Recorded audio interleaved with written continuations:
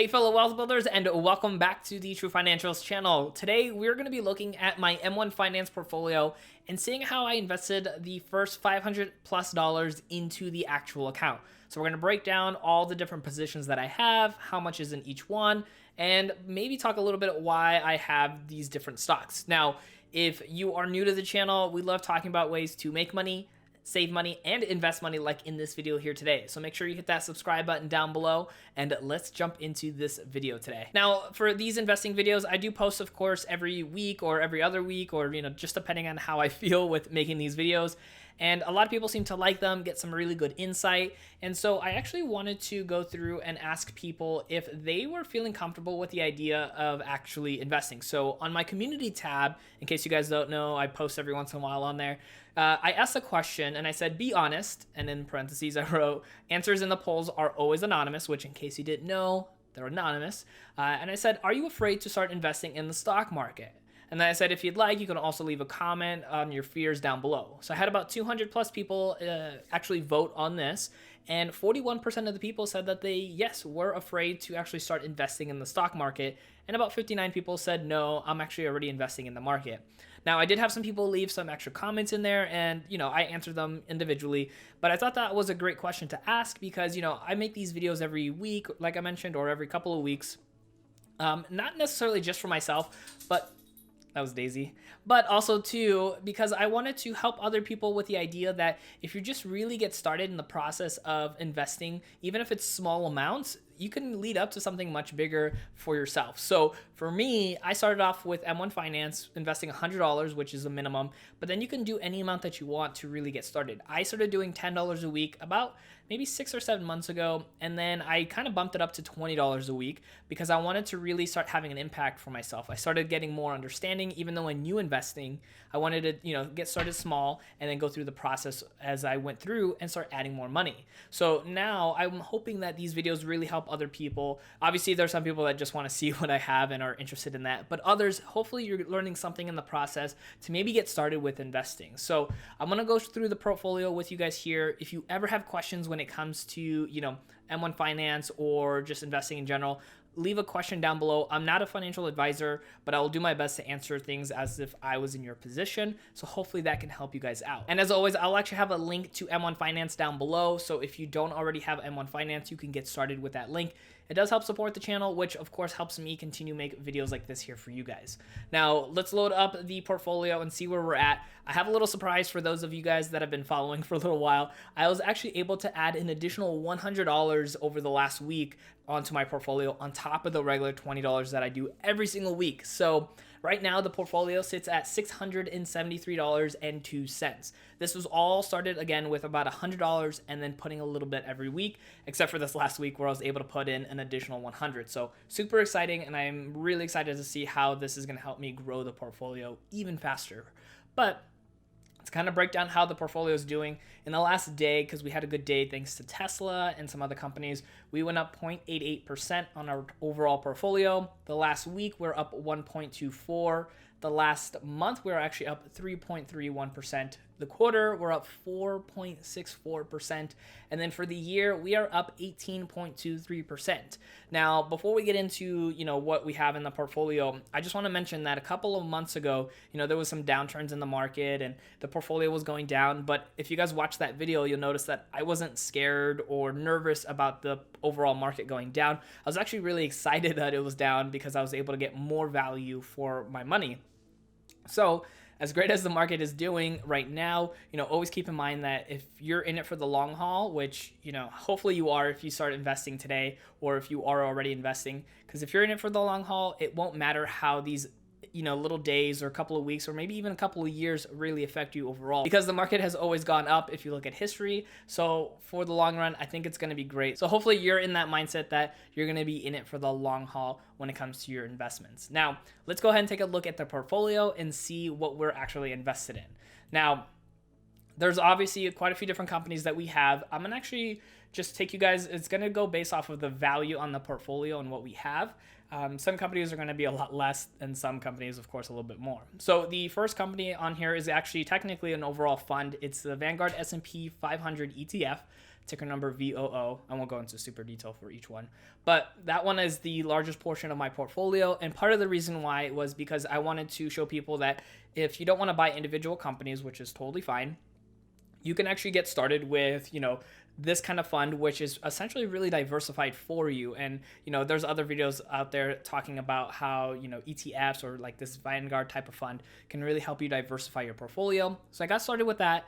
And over time, I took less and less of a position. So that way I can buy more individual stocks, not because I want to game the market, but because this is part of my somewhat fun money. In a weird way, my wife thinks it's weird that this is my fun money. But for me, I like the idea of being able to invest in companies I want to more so than the overall market altogether, which I still have. And then my retirement account is also really just ETFs because it makes things a lot easier.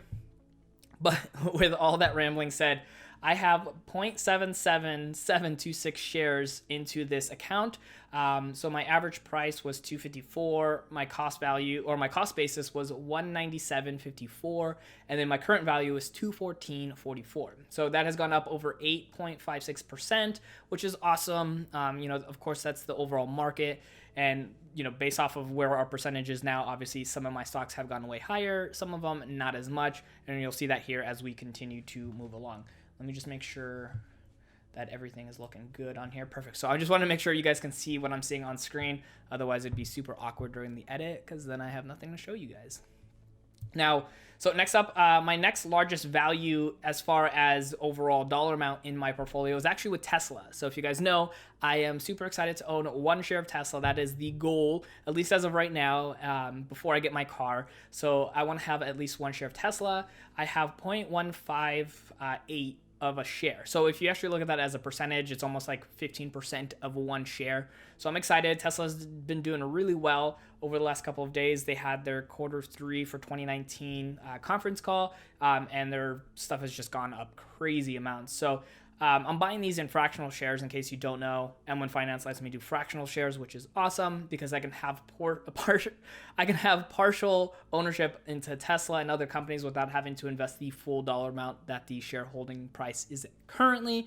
So to me, that is one great benefit of M1 Finance on top of many other things that they do as well.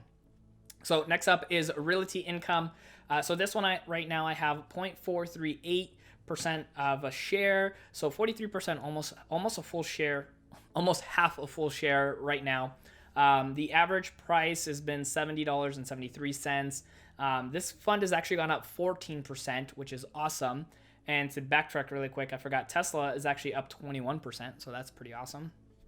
And then the next one after that is New Residential Income, which is also part of my REITs, which is pretty much investing into real estate in case you don't know.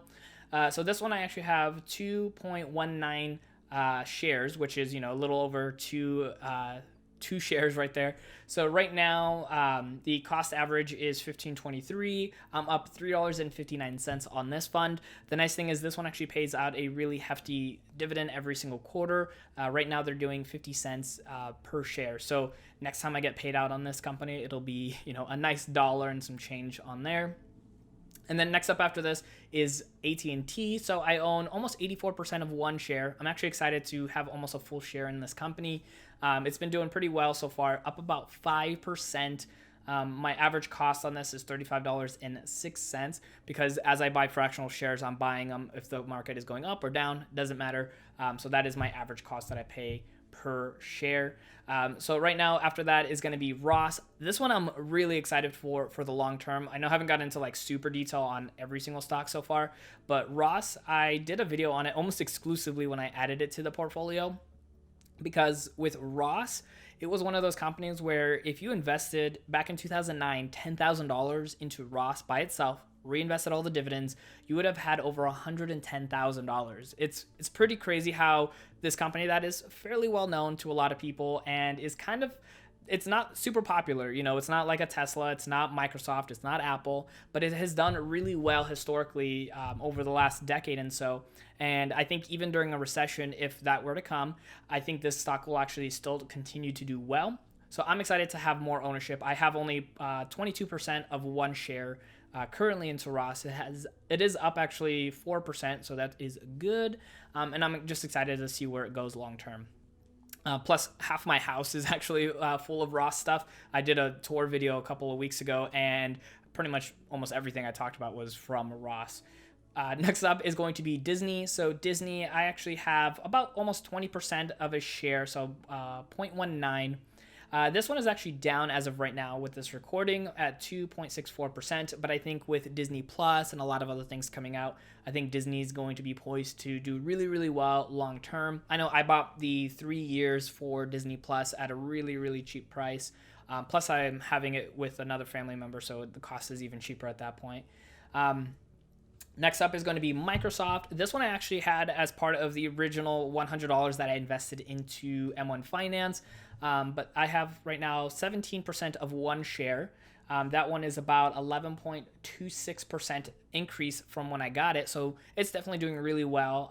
You can see my average price is 125, and it's I think it's up almost like 140 or something like that. Yeah, because if you about $150, I should say. So that stock has been doing really well. I'm really happy with it. Little known fact for people that have maybe watched some of my old videos.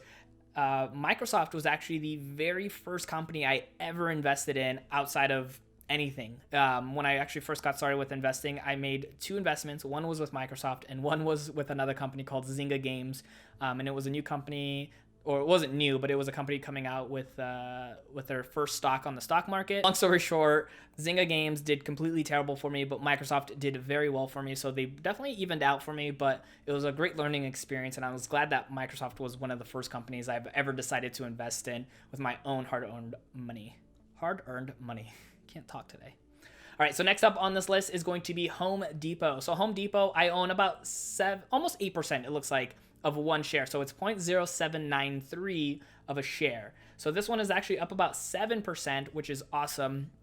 I think Home Depot and even Lowe's, for some people that are invested in Lowe's, I think this company is going to be good very long term, just because it is something that a lot of people go in, obviously doing a lot of remodeling. My dad goes into Home Depot like all the time. So I'm really glad that I have ownership in a company that, my parents like to use or my dad likes to use for the most part. And then, if I'm getting paid dividends, it's like I'm making that money back, from him spending or myself going to Home Depot as well. So next up on this list, we have Johnson & Johnson. This one I have about 0.138 of a share, so about 13%, a little above that. This one is in my healthcare sector, and it's down about 2%. But again, I'm looking at this company for long-term growth, so I'm not too worried about it being down as of right now.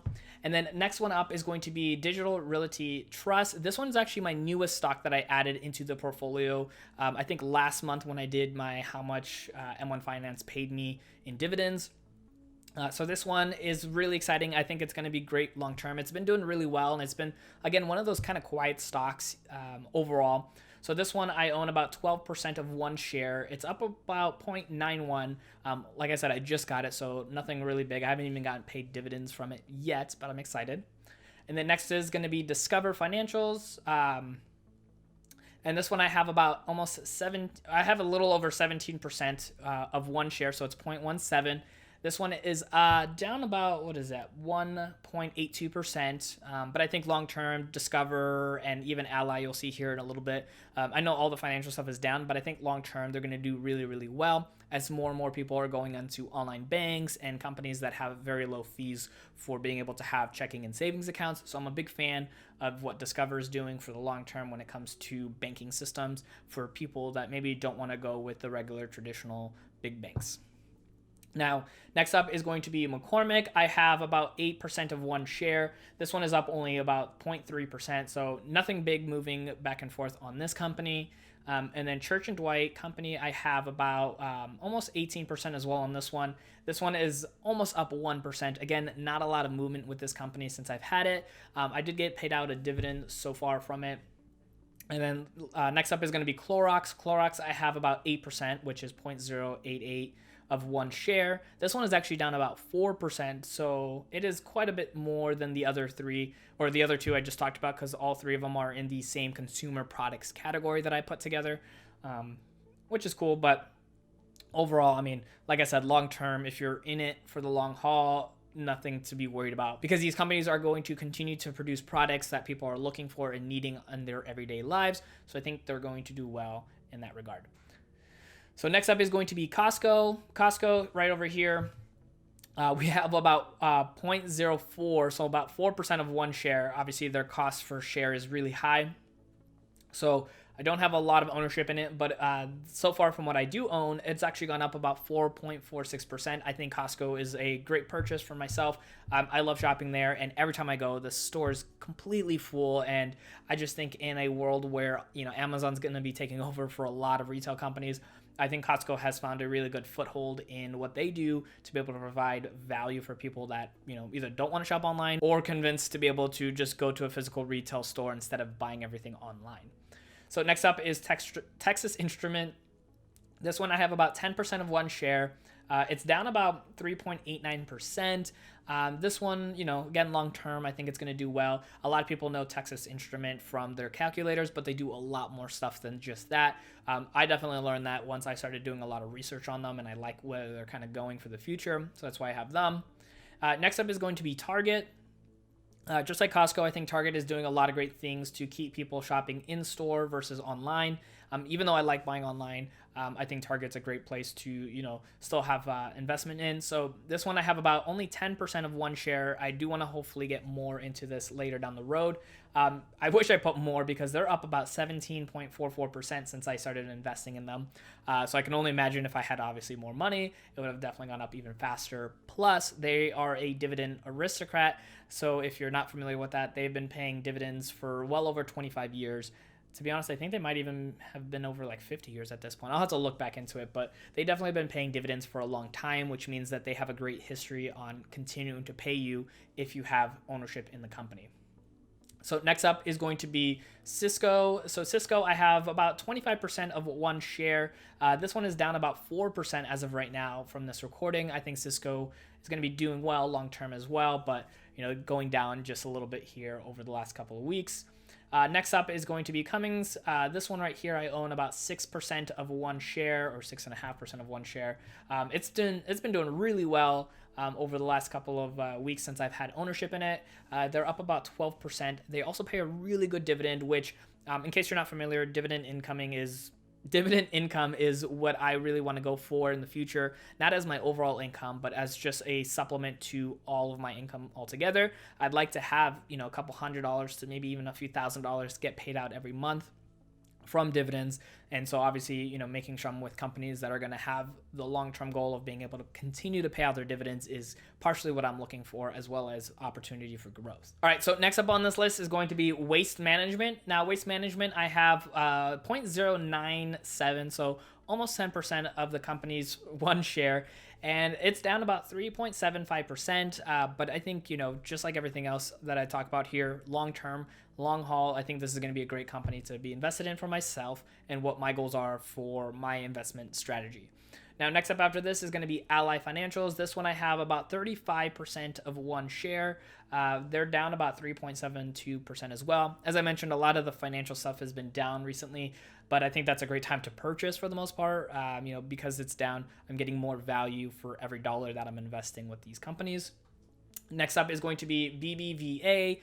This one is kind of one of those where I see potential. The stock was not worth a lot. I think it's worth about like $5 or so almost. I have 2 shares in this company. It's up about 10% so far. So it's not a lot of risk in my overall portfolio, because sometimes you still want to have a little bit of risk if you have it in a small portion, at least in my eyes.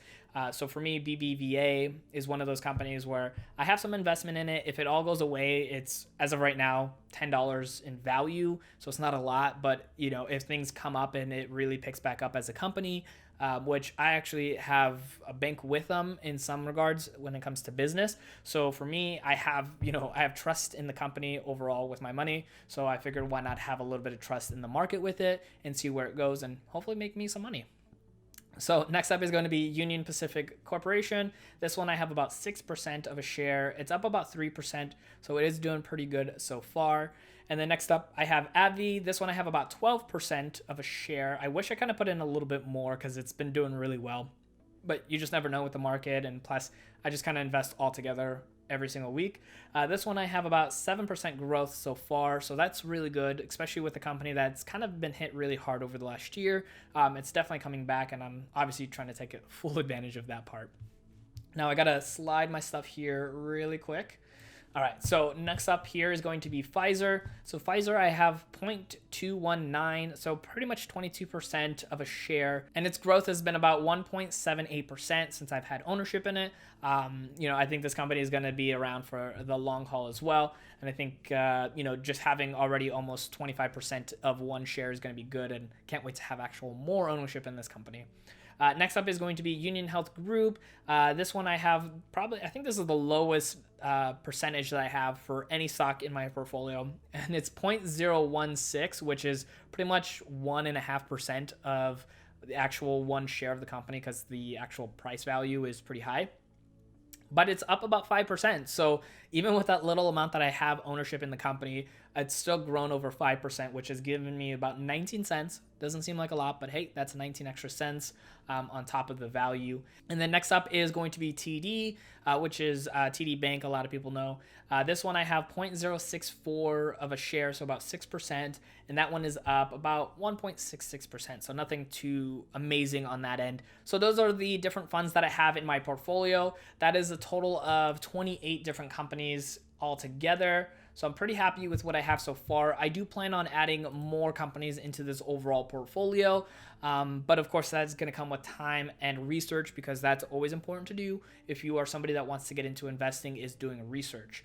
So that's how I kind of invested my first $500+. Obviously, because of the extra 100 I put in this last week, it's definitely jumped up quite a bit. But I'm really happy with it, where it's going, and how it's kind of grown over the last couple of weeks. Hopefully you guys are enjoying these videos, that I'm producing to be able to see how it's going all together. And if you're wanting to get started, like I mentioned, I will have a link in the show notes down below to get started with M1 Finance. It's just $100, and then that way you can get started with investing. For me personally, I liked getting started with the Vanguard VOO fund, because it is very diversified and is a good way to get started with investing. Now, if you want to see all the pros and cons when it comes to utilizing M1 Finance, check out my video review right over here. Otherwise, if you guys want to check out some of my previous videos when it comes to investing, or talking about frugality, you guys can check out some of those videos right over here. Thank you so much for watching, Wealth Builders, and I'll see you in the next video.